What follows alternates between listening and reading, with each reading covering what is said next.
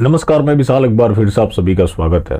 तो कल हम डासना मंदिर के आसपास थे और वहाँ एक हमने वीडियो शूट किया जो कि प्रधानमंत्री आवास योजना के तहत ईडब्ल्यूएस फ्लैट बन रहा है। वो मैं आपको आगे दिखाऊंगा। उससे पहले क्या हुआ कि सुबह सुबह पैसे आ रहे थे मतलब राहुल गांधी की तरफ से, ओवैसी की तरफ से, अखिलेश यादव की तरफ से, उधर से ममता बनर्जी की तरफ से, और सभी का लगातार फोन आ रहा था। अब लगातार वो फोन कर रहे थे कि जाओ वहां रिकॉर्ड करो। अब पैसे की वजह से स्थिति ये हो गई कि आनन फानन में निकलना पड़ा। अब क्या था कि जब वो वहां हम शूट कर रहे थे, उसके बाद कुछ लोगों ने बोला कि आप मोदी जी के बारे में ये सब बताकर धर्म के साथ गद्दारी कर रहे हैं। मतलब भाई, पैसा आ रहा है, इससे बड़ा धर्म क्या है? वो अलग बात है कि 10-15 साल बाद सब लूट जाएगा। अभी तो संतोष होगा कि इतना बड़ा हमने एम्पायर खड़ा कर लिया।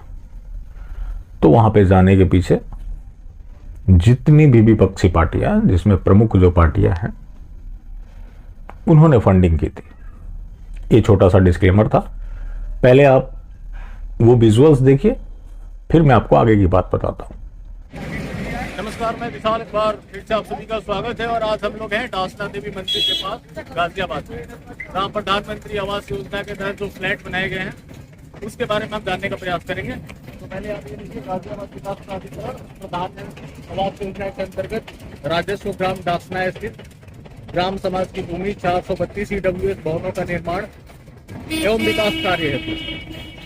बाकी हम अंदर चल के देखने का थोड़ा सा प्रयास करेंगे।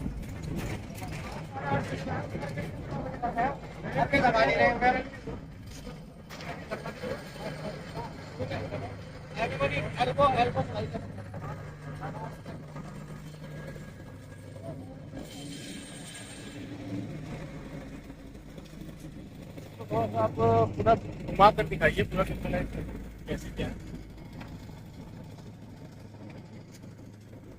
आप जरा इधर आ जाइए,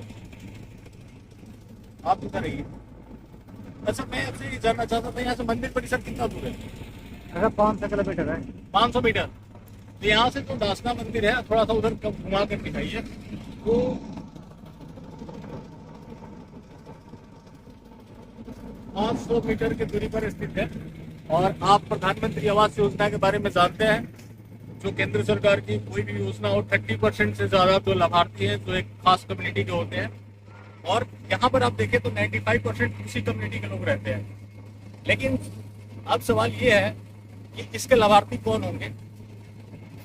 जैसा कि आपने बकरवाल में देखा है, कालकाजी में देखा है, जगह जगह आपने देखा है। तो अगर यहाँ पर ऑलरेडी 95% है, उसके बाद यहाँ पर जो कंस्ट्रक्शन हो रहा है उसका क्या इम्पैक्ट होगा, आप देखकर समझ सकते हैं। बाकी आप देखिए, ये जो ईडब्ल्यूएस के लिए फ्लैट बनाए जा रहे हैं, ये उन्हें आवंटित किया जाएगा। बाहर से थोड़ा बहुत इसको ओवरव्यू दिखाने का प्रयास करेंगे। आप उधर घुमा कर दिखाइए। अभी अंदर से निर्माण कार्य चल रहा है, कंप्लीट नहीं है।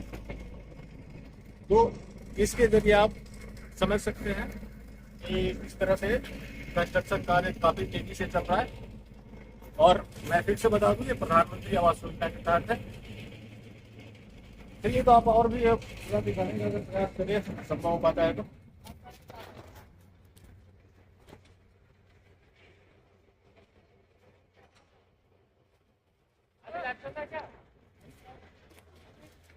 चलिए, बाकी ये सब आप देख रहे हैं। ये जो हमने शूट किया, ये मुश्किल से कर पाए क्योंकि वहां पे रोक टोक हो रहा था, सिक्योरिटी गार्ड थे।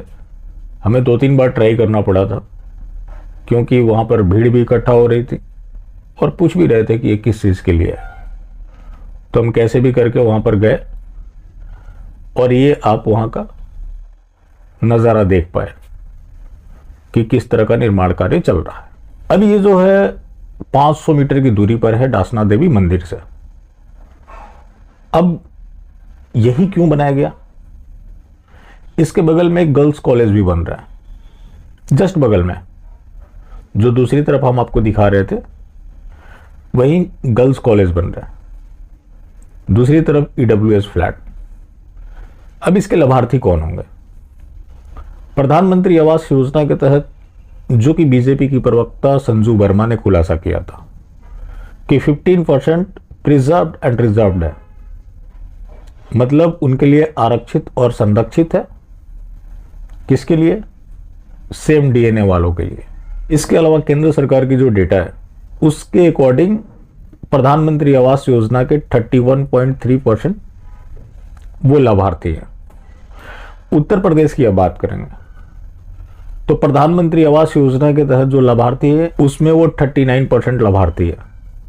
बीजेपी के ही विधायक है नंदकिशोर गुर्जर, उन्होंने खुलासा किया था कि प्रधानमंत्री आवास योजना के तहत जो लाभार्थी हैं उसमें 70% लाभार्थी रोहिंग्या और बांग्लादेशी है।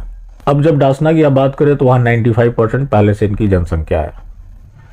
अब ये जो EWS का फ्लैट बनाया जा रहा है, ये EWS का फ्लैट कहीं और भी बनाए जा सकते थे, लेकिन मंदिर के पास ही क्यों? अब वो किसको आवंटित होगा? इस डेटा से आप समझ सकते हैं। इससे ज्यादा आपको समझना है तो कालकाजी में इन्होंने फ्लैट बनाए। वहां वीडियोस आपने देखे थे, मैंने भी चलाया था।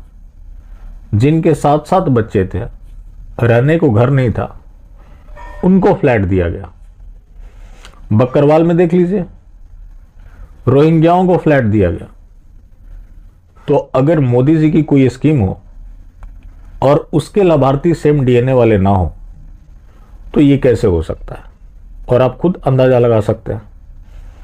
चलिए, मैंने मान लिया कि पूरे ना भी दिए, 30-35% भी दे दिए, तो क्या वहां आसपास के लोग अच्छे से रह लेंगे? यहां तक कि उस फ्लैट में रहने वाले अगर किसी दूसरे को भी मिलता है उनको भी समस्या होगी। लेकिन दूसरों को मिले ये तो समय बताएगा।